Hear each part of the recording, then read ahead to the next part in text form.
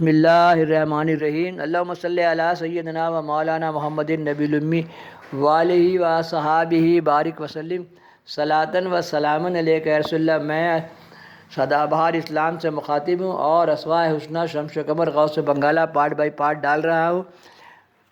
دیکھیے، دکھائیے، سنیے، سورہ اللہ کے ساتھ شیئر کیجیے اور سرکار کے چاہنے محبت کرنے والوں میں پھیلائیے۔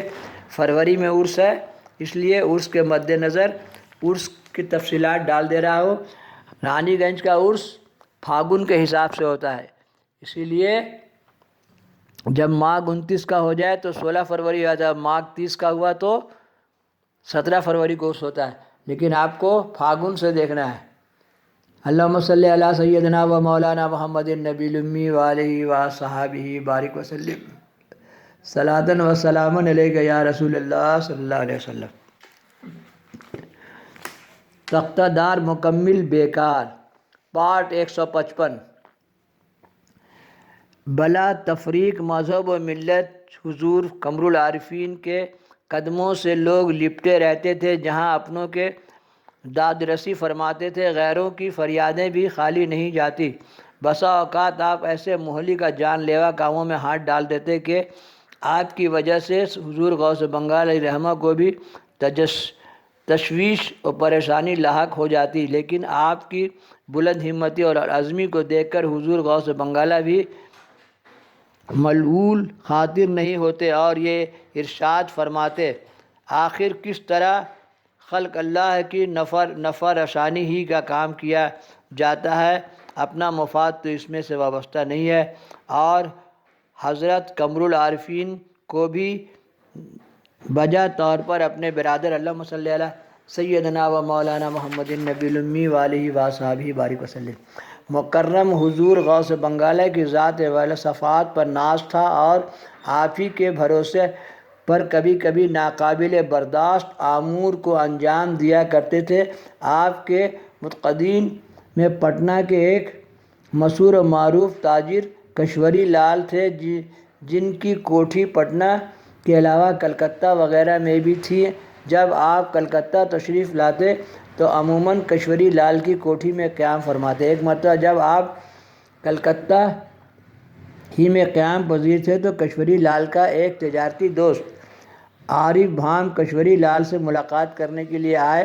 اتفاق سے اس وقت حضرت کوٹھی ہی میں رنگ افزور تھے۔ عارف بھام کی ازمحالی صورت اور پرگندہ حالت کو دیکھ کر کشوری لال تو پریشان ہو ہی گئے تھے، حضرت کے قلب پر بھی اس کا اثر پڑا اور حضرت نے حال دریافت فرمایا۔ سیٹھ عارف بھام حضرت کے مشفقانہ نظروں کو دیکھ کر پھوٹ پڑا اور نیم دیدہ کی حالت میں عرض کرنے لگا کہ میرا ایک بھائی خونی مقدمے ماخوذ ہو چکا ہے۔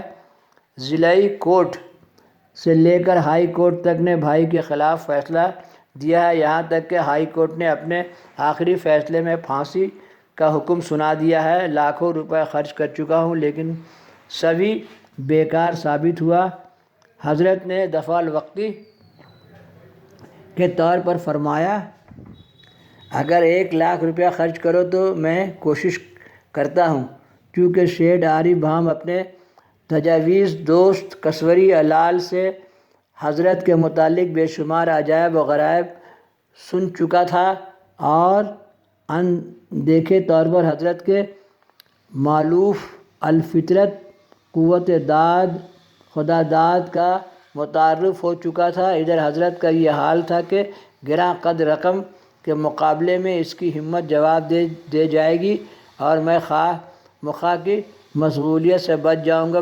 حضرت کی فرمائش کو سن کر سیٹھ بھام نے اپنے جیب سے چیک بک نکالی اور حضرت کے نام سے 1,00,000 روپے کا چیک کاٹ دیا، کیونکہ اب سوائے اس کے اب دوسرا کوئی چارہ بھی نہیں تھا۔ حضرت کو عارف بھام کی ہمت پر تعجب ہوا، لہٰذا اس نے تسکین آموز جملے میں ارشاد فرمایا۔ نیز آپ نے فرمایا: گھبرائیے نہیں، خدا مالک ہے، وہ جو چاہے گا وہی ہوگا۔ ہاں، اگر کوئی لائق بیرسٹر ہو تو اس کو بلا لیجیے، کچھ دیر باتیں اس سے کرتے رہیں۔ سیٹھ عارف نے فوراً اپنے بیرسٹر کو بلایا اور حضرت نے تخلیہ میں کچھ باتیں کر کے دونوں کو رخصت کر دیا۔ وقت کی نزاکت، اللہم صلی علی سیدنا و مولانا محمد النبی الامی وآلہ وصحبہ بارک وسلم صلاۃ و سلام علیہ۔ وقت کی نزاکت کا احساس کرتے ہوئے سیٹھ عارف نے کچوری لال کی کوٹھی کی خاک چھان ڈالی اور حضرت اس کی تسلی دیتے رہے۔ ایک دن سیٹھ نے عرض کیا، حضور کل ہی پھانسی کی تاریخ ہے۔ آپ نے فرمایا، ہاں جی، 2 گھنٹے قبل گاڑی لے کر آنا، میں خود ہی چلوں گا اور دیکھوں گا پھانسی کیسے ہوتی ہے۔ چنانچہ وقت موعود پر سیٹھ عارف بھام گاڑی لے کر آ گئے اور حضرت نے غسل فرمایا، صاف ستھرا کپڑا زیب تن کر کے خوب سا عطر لگایا اور گاڑی میں سوار ہو گئے۔ جب قید خانے کے قریب پہنچے تو وہاں بیرسٹر قبل ہی سے آپ کے انتظار میں کھڑا تھا۔ آپ نے بیرسٹر سے تخلیہ میں کچھ سرگوشی فرمائی اور بیرسٹر کو پھانسی گاہ پہنچا دیا اور خود باہر میں گاڑی میں بیٹھ کر قدرت الہی اور مشیت یزدی کے منتظر رہے۔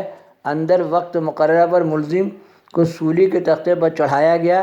اپنے پرائے سبھی دل تھامے حسرت بھری آنکھوں سے روتے ہوئے پھانسی پڑنے والے کو دیکھنے لگے۔ گلے میں پھندا ڈالا گیا اور چاہا کہ کام تمام کر دیا جائے کہ اتفاقاً پھانسی کا پھندا ٹوٹ گیا۔ جلاد نے فوراً دوسرا پھندا ڈالا، وہ بھی ٹوٹ گیا۔ پھر تیسرا پھندا ڈالا، وہ بھی ٹوٹ گیا۔ اب بیرسٹر کھڑا ہو کر مزاحم ہوا اور جج کو مخاطب کر کے کہا، قانون کی تکمیل ہو گئی، اب یہ ظلم ہو رہا ہے۔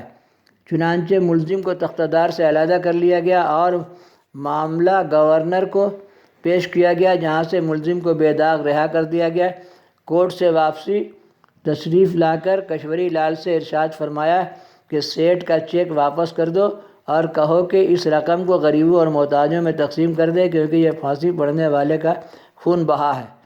اللہ کا دیا فقیر کے پاس بہت کچھ ہے، یہی کیا کم ہے کہ احسان خداوندی کہ اس نے فقیر کی لاج رکھ لی۔ اب سیٹھ عارف بھام کا کیا پوچھنا کہ عقیدت و نیاز مندی میں آنکھ بچھانے لگا اور بے اختیار پکار اٹھا، اولیاء را ہست قدرت از الہ، تیر جستہ باز گردانداز راہ۔